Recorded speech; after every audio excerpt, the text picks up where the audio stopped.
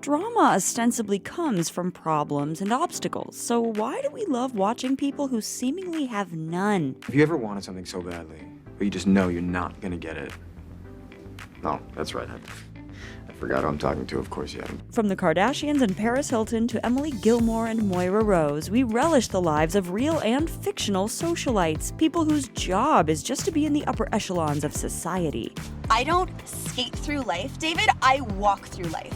In really nice shoes. In part, watching these people feels like wish fulfillment. It lets us imagine what it would be like to have your biggest problem be scheduling a family photo shoot. If no one's gonna be ready on time and I'm like lingering around, and I'm leaving at 4 p.m. and I don't care what anyone says. But we also crave stories about socialites' downfalls, of them experiencing tragedy, loss, and even complete bankruptcy. Stories that allow us to experience a certain schadenfreude and a sense of superiority over those who are so above the rest of us in terms of money and status. The socialite embodies the best and worst America has to offer, but they just may be more complicated and less in control than we think. Here's our take on our love-hate affair with the socialite and whether the voyeurism of watching her is really hate or rooting for her. People love to hate them, but you couldn't look away.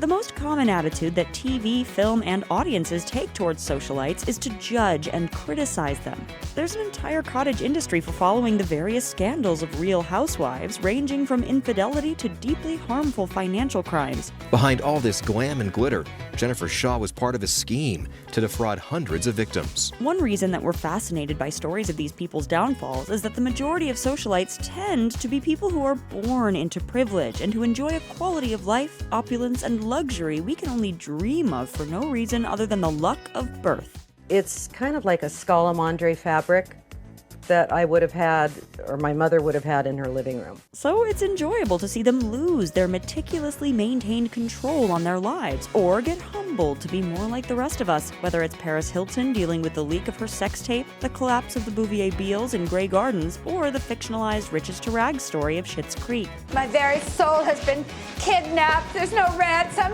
No one's coming to save me. And whether their luck came from birth, marriage, or other circumstances, stories about socialites often follow them being tricked, proving that they're no intrinsically better than everyone else, and in fact might be even dumber.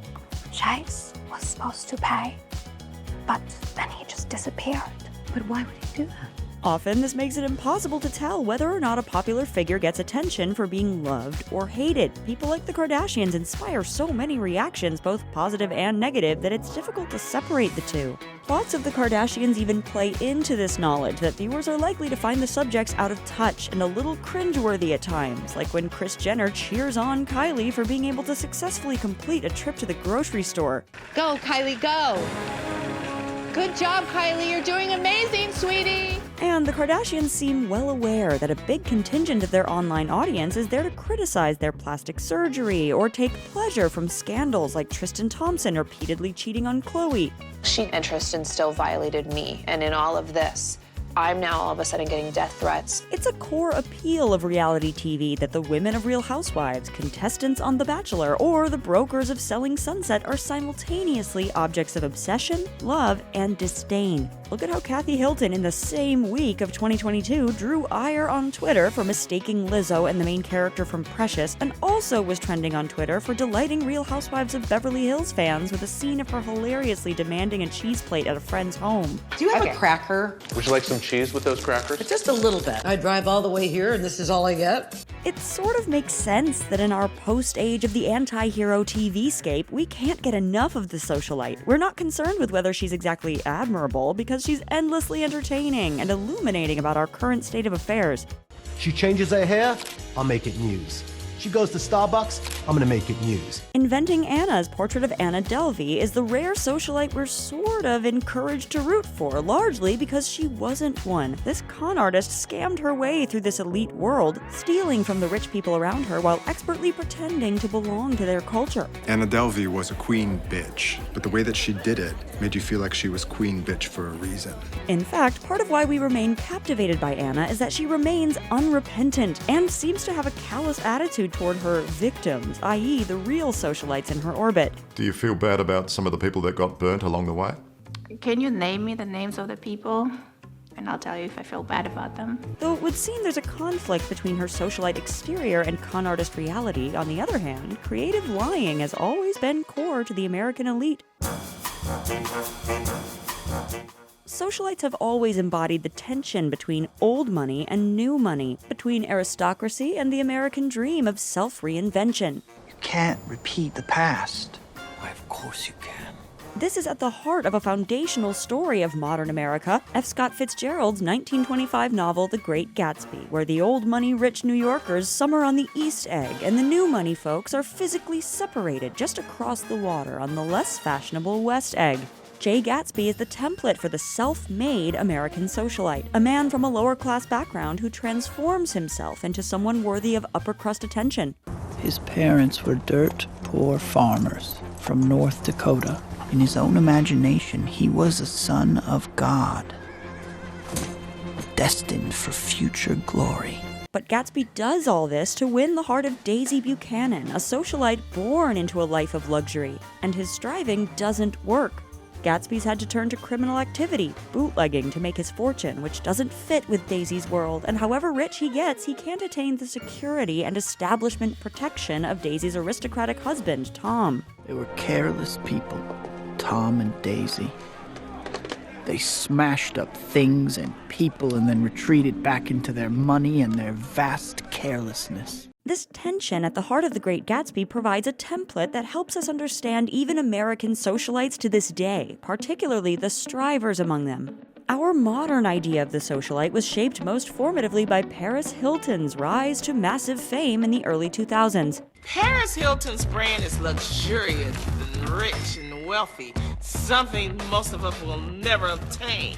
That's why we love it. Paris was in some ways a Tom Buchanan, the heiress to a generations-old hotel fortune, but she was also a Gatsby in how she captured the public imagination through creating a relationship with the paparazzi like no socialite ever had. Her reality show, The Simple Life, was based on the incongruity of seeing Paris and Nicole Richie, two extraordinarily wealthy socialites, attempt to do normal jobs and navigate the institutions we engage with every day. What is Walmart?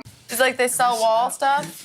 But if casual observers frequently thought the joke was on Paris, anyone looking closer saw she was actively playing a character. It was an act of reinvention, enabling her to further build her own brand. Paris is the ultimate innovator when it comes to pop culture.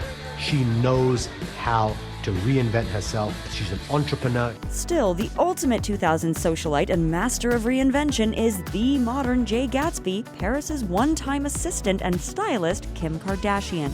Kim Kardashian worked for Paris Hilton. She learned at the knee of a master. Kim was already the daughter of successful lawyer and businessman Robert Kardashian, and she grew up around extreme wealth and fame, but for years, Kim was an outsider looking in at the most elite level of society. She was one of those people who wanted access to fame in some capacity, but couldn't move the spotlight onto herself. Kim found her breakthrough by leveraging her seemingly demeaning sex tape as an opportunity to become a reality TV star, and from there pivoted into being an entrepreneur, influencer, and media brand. It's no coincidence that she is also the most enduring of the generation of aughts media personalities. Kim has constantly reinvented herself through several marriages, careers, and attitudes toward the public. Even now, her desire to go to law school is a way of shaking up our entrenched biases about socialites by trying to do something totally different, get taken seriously. Anyone that thinks this is a form of privilege or because I have money, they assume that this is the easy way out, but this is actually a system that was provided for the complete opposite. The Great Gatsby also helps us understand one of the most popular modern fictions about American socialites, Gossip Girl. I'm a huge fan of your book. It will make such a great movie. Gatsby for the social media age. Like F. Scott Fitzgerald himself, writer Dan Humphrey is on the outer edges of an elite social world and eventually writes a book about his experiences that explores his attempt to reinvent himself and the seeming impossibility of making it to the inside. If I wasn't born into this world, maybe I could write myself into it. Like Daisy Buchanan, Serena Vanderwoodson is an ambivalent insider who epitomizes what is so attractive about this world. but in her heart of hearts considers abandoning it entirely. Well, since you and your reputation obviously don't need me and my low-rent taste, you and the Waldorf name can weather this storm alone. While Daisy chickens out, Serena does end up with her Gatsby, Dan, an ending that perhaps makes her a little more sympathetic. Still, her story underlines that it's impossible for her to truly be anyone else, and she shouldn't want that anyway. Reinvention is for starlets from trailer parks who want to be you. To this day, even descriptions of Anna Delvey are highly reminiscent of Gatsby's background. She clearly felt she was above it and was a woman who dreamed far bigger than her horizons. And the public's mixed feelings about what she did reveal how we still can't help sympathizing with Gatsby's drive to rise by any means necessary into a world that's near impossible to penetrate.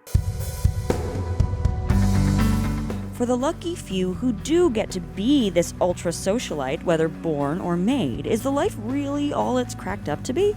Though people like Paris Hilton and Kim Kardashian became enormously successful, the McDonald's of celebrities. Not much nutritional value there, but 1 billion people served. They've also suffered a lot in private, in sharp contrast to the person they play in front of the camera, and sometimes because of their status. Recently, Paris Hilton has drawn attention to the abuse she suffered at the hands of the so-called troubled teen industry and highlighted the experiences of other survivors of the Provo Canyon School. You're sitting on a chair, staring at a wall all day long, getting yelled at or hit. Though at first these people seem to not have problems, they often merely have a facade that hides their problems much better. And now those issues are reflected in burnout and breakdowns that plague practically all influencers. People who are essentially our modern-day version of classic socialites, meant to constantly be seen. Ultimately, we watch socialites because they embody the dramatic inequality at the heart of our society, the same force that created the Gilded Age and led us to be so fascinated by stories like The Great Gatsby. As individuals, we're generally powerless to do anything about the fundamental imbalance between the elite and everyone else. So instead, we focus on the people who are most indicative of injustice, something we can trace back to prior figures like Marie Antoinette. Let them eat cake. That's such nonsense. I would never say that.